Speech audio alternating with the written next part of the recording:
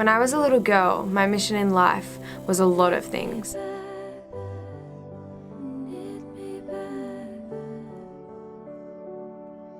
I wanted to be a mum, I wanted to be a wife, a teacher, a nurse, I wanted to be a paramedic. I wanted to be that person behind the scenes in movies who sings all the music.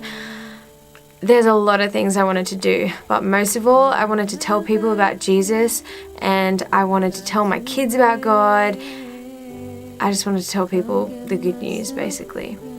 So I was raised in a Christian family, and I just went to church with my family. I would sing at church sometimes, and pretty much I knew God was the real deal. I knew He was real. I knew He was the one you should follow. I knew that He helped me so much with a lot of things, and He was where we got our love and our joy.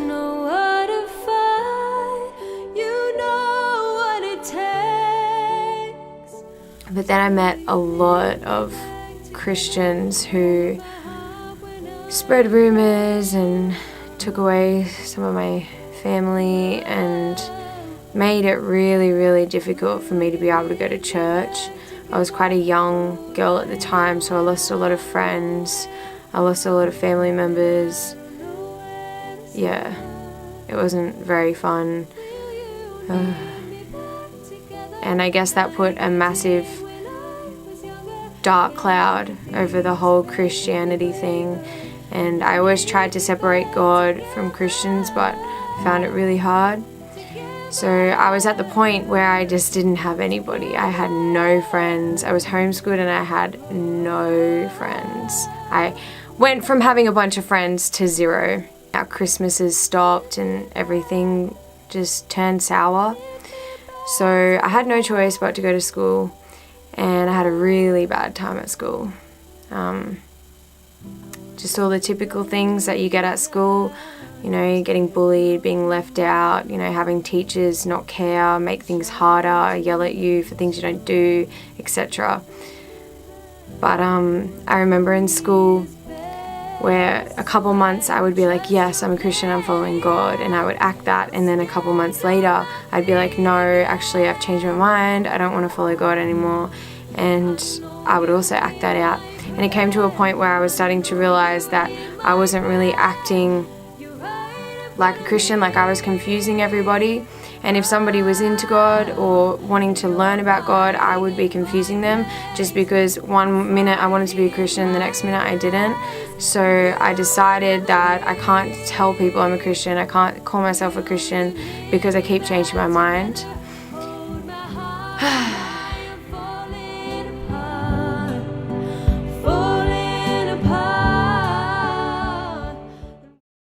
But the thing was, Jesus never left. He's not like those Christians. He's not like us people. He doesn't make mistakes. He doesn't hurt people. He's perfect. And by perfect, I literally mean perfect. So in my final years of high school in year 11 and 12, they were probably some of the worst years of my life. A lot of things happened, and I was just devastated, seriously, severely depressed and anxious.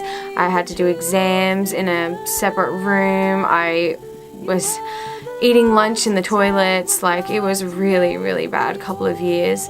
And there was one point near my final exams where I used to go to a lookout all the time.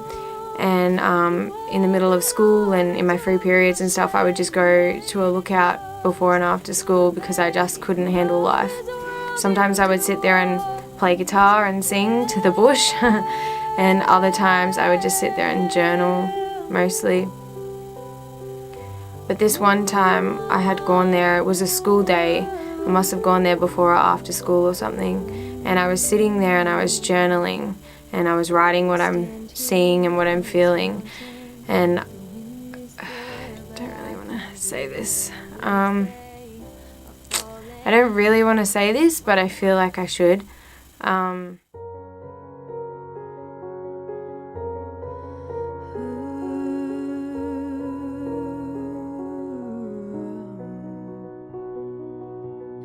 Praise be to God, my Savior, who bears my burdens. I was sitting at the cliff that I usually sit at. It was a lookout. And I was journaling, and had this urge to jump. Really strong urge to jump.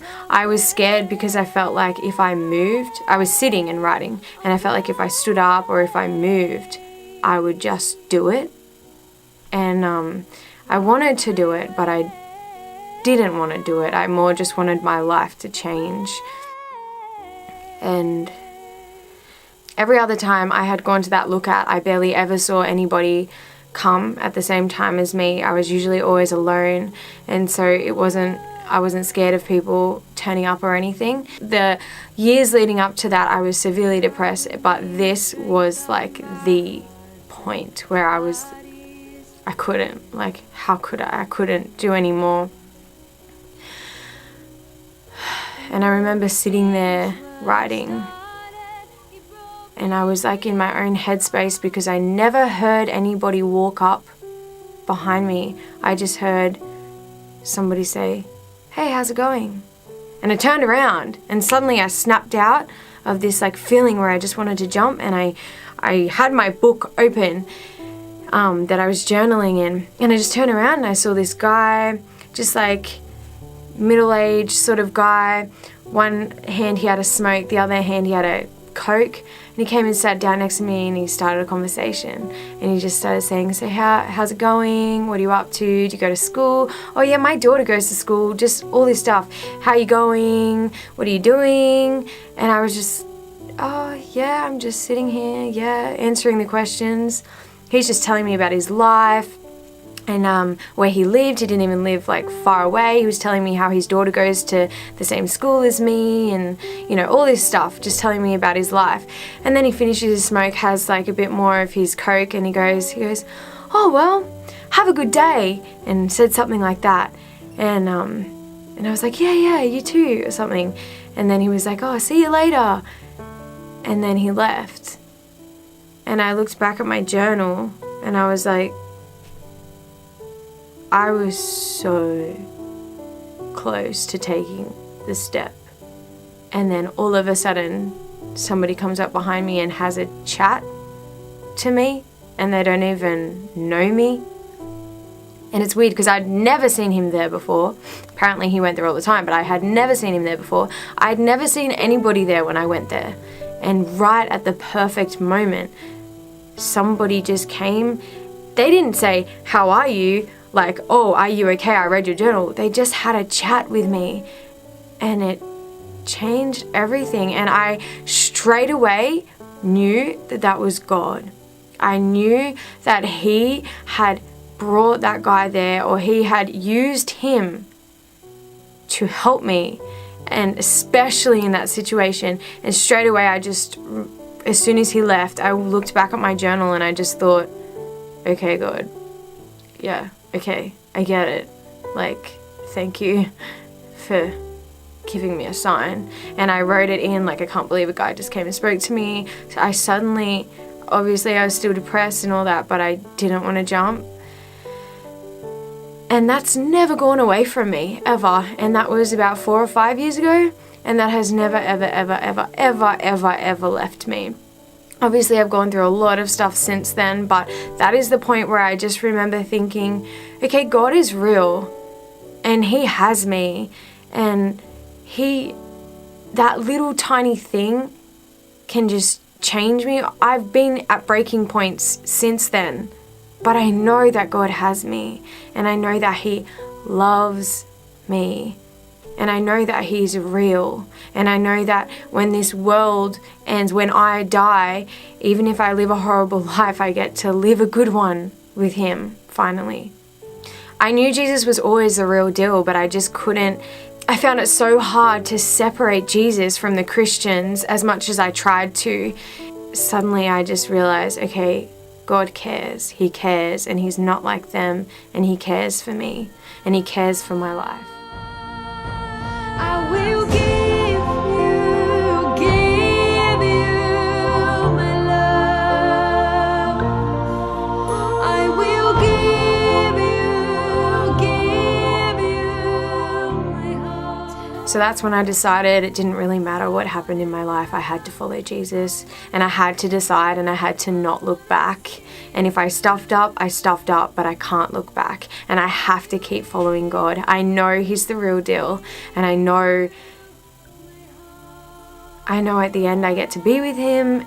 I just know He's the real deal. I can't explain it any more than that. And so many times, you know, I might stuff up and I'm like, you know, sinning or doing something wrong. I need to constantly turn away from my sins and keep following Jesus, because I know He's the real deal. And that was the day when I really thought, okay, Jesus is real, and I need to take this seriously, and I need to follow Him for the rest of my life. And yeah, I'll stuff up, I'll sin, but I can't turn away from Him ever, because I know He's the real deal.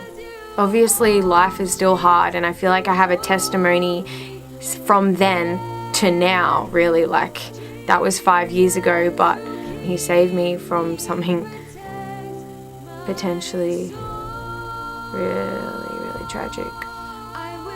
And yeah, I feel like there's so many things I could say about my life. I feel like I've lived 30 lives and I'm only 22. There's a lot of stories where I could use as a testimony, but this is one of the main ones that I thought about when I was thinking what my testimony is. I'd like to know yours. I guess just all glory to God, and I don't want to forget that, because it's very easy for me to forget that and bring myself back to that point. All human life matters, so that's just a part of my story. Yeah. Okay. See ya.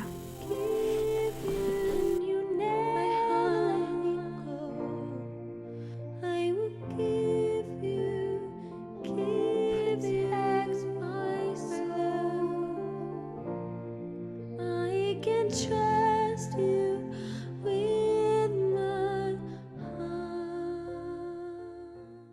You make the world, you make it a little brighter. When things get tough, can you please keep fighting? You make the world, you make it a little brighter. When things get tough, can you please keep fighting?